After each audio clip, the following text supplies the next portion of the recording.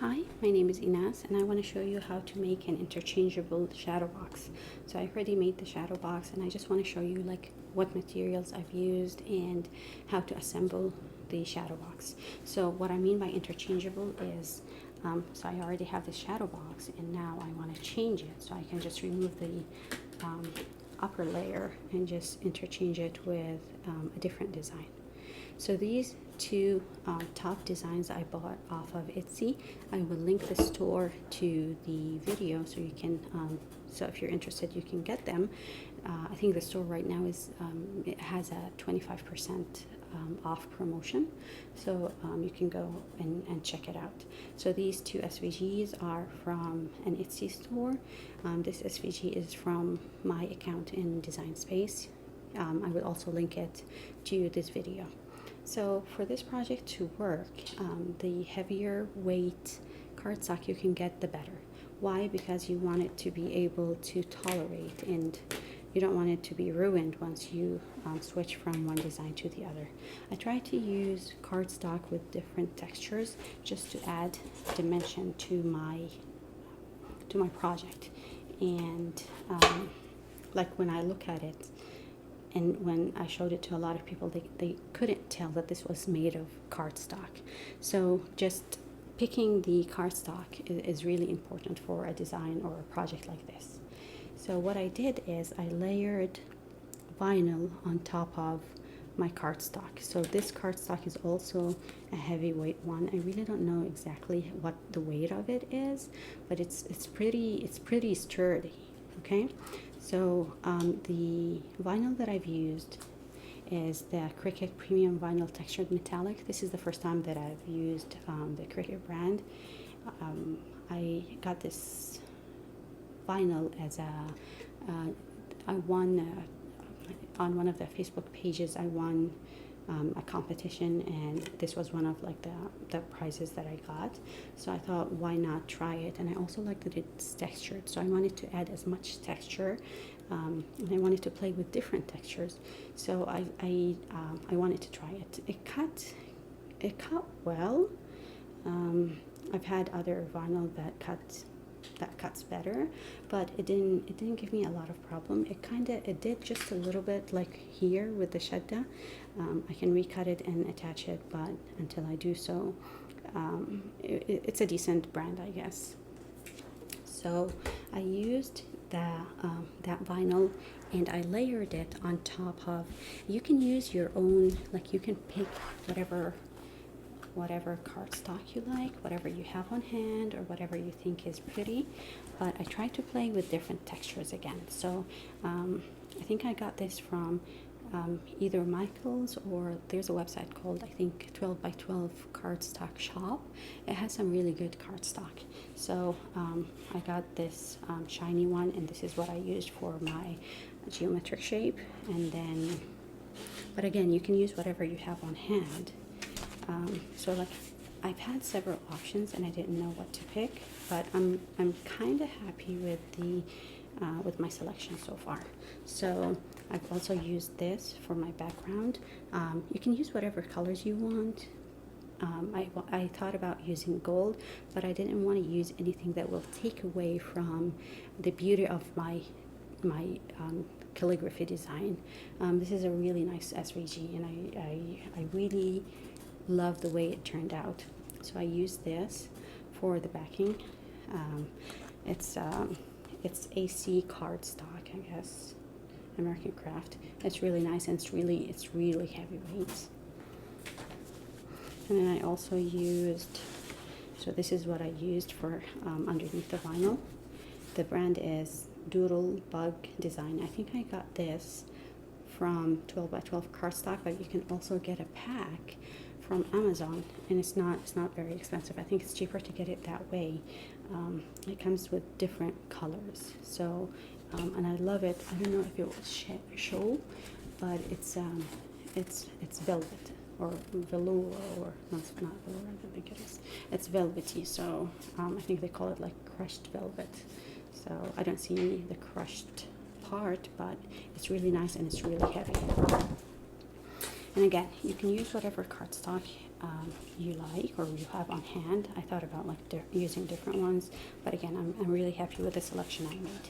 So what I did basically was just cut my design with my Cricut, and then I layered it on top of the is this a diamond? This is not a diamond.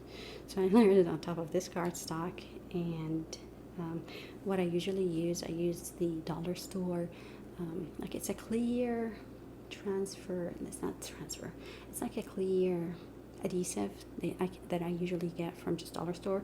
It's a lot cheaper than getting like a brand name transfer sheet, and it does the trick. So I used it and I transferred my design to my cardstock. Let me show you how I layered it. So for layering, so I just used a simple IKEA frame. It's a shadow box that I usually get from IKEA. It used to be, I think, like $6, and they stopped making it for a little bit. It was unavailable, and now they brought it back, and they increased the price to $10 now. So that's Canadian, so it's much cheaper in the States. Everything is much cheaper in the States. So anyways, I use this shadow box, and what I usually use between layers, I use this. I hand cut foam board. So I just got the foam board again from the dollar store.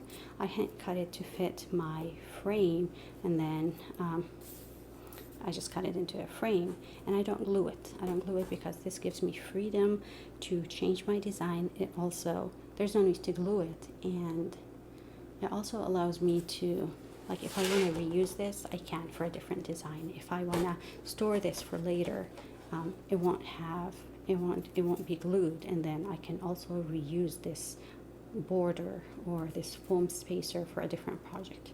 If you're selling this project, I think you'd want to do a better job in cutting your piece, but for mine, it's just for personal use and it doesn't show. So what I do is I put this in between, but also for my upper design, for the upper part.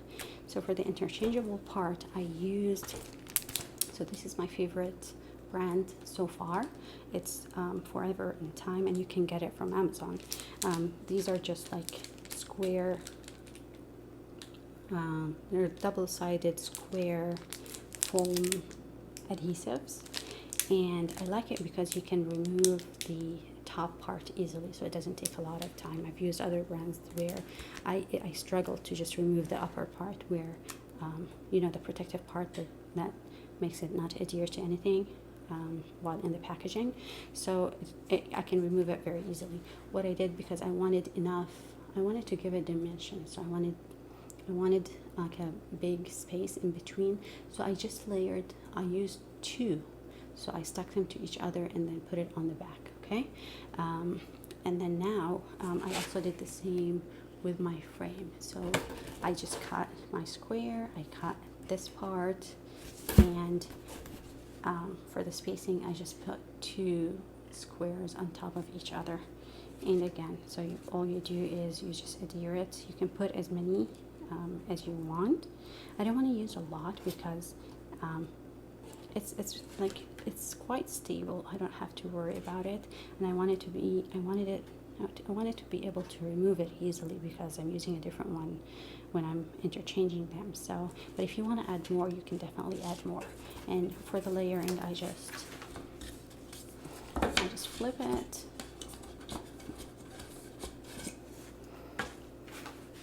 So I put my top part, and then I put the spacer, and then I put my bottom part, and you can change your design however you want it.